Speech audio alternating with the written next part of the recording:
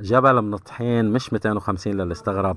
خمير الحمص او الكيس تبع خميرة الحمص بيقدر يخمر جبل من الطحين. كيف؟ حقلكم باخر الفيديو نحن عم نحضر العجينة. الموجود تفاصيل هيدا الخمير مثبته باعلى الصفحة حتى ما يطول الشرح. اهم شيء انه بنصحك الحمص يكون قديم. اذا كان الحمص جديد ما بينجح معك، يصعب النجاح. وبالصيفية بتنجح معك بحرارة الغرفة، ولكن بهالطقس والشتاء يصعب نجاحها حتى ما تتعذب. حنحضر من هيدا الخمير. بعد ما نحضره خميرة أولي 4-5 كيلو طحين، قوام عجينة العوامات، لا سائلة مي العجينة ولا ماسكة حالها. وبنحط عليهم مية الحمص. بعد ما حطيها وبنغسلهم مي دافية. بنحط مية الحمص، الرغوة ما ضروري، فينا نحط الرغوة فوقهم إذا كانت بعدها موجودة. أهم شي مية الحمص. ونغسل مية الحمصات كمان بالمي الدافية، وبنحطها فوق خميرنا. بده الخمير شي ساعتين الأولى لحتى يخمر. بالصيفية بالشتاء بياكل وقت كتير. إذا في مخمر القصة محلولة. حنحطهم على عجينتنا. هلا هيدي انتبهوا، نحن هلا ما حنعجن العجينة عجن، نحن بدنا نوزع المكونات تنسجم مع بعضها. الخمير يلي قعد ساعتين وخمر مع المي مع طحين.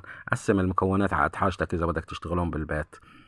وبنتركهم كمان ساعتين مجددا. هيدي الخلطة الجديدة بالصيفية. بالشتاء أكتر بالمخمر كمان قريب الساعتين ما في مشكلة.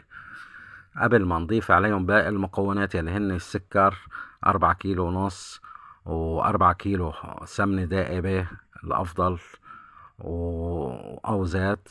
وفينا ننتبه موضوع الكربونة. إذا بدنا نريح ونشتغل فيها للعجينة مباشرة بنحط الكربونة. إذا العجينة هيدي بدها تقعد عنا فترات طويلة كمخبز ما بنحط الكربونة عليها، بنخلطها قبل الشغل فيها حتى ما يروح مفعولها للكربونة. موضوع كيف نخمر جبل. حنشيل قبل ما نحط السمنة والزيت، بنشيل من هيدا العجينة قبل ما نعجنها ونحط السمنة والزيت 10 كيلو تقريبا لنخمر فيها شوال طحين تاني. كل ما نعمل شوال بنعمل نفس العملية.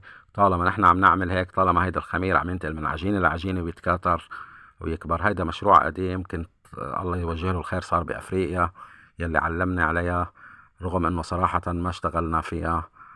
فأي تفاصيل مش واضحة بالفيديو بخدمتكم بالتعليقات إن شاء الله. موضوع الخبز بنخبزها بأقصر وقت ممكن، القاعدة بكل المخبوزات مع شرط النضوج وإنها تطلع بالقوام بتنية. يعني الكعكة لازم تكون عم تطقطق هشة.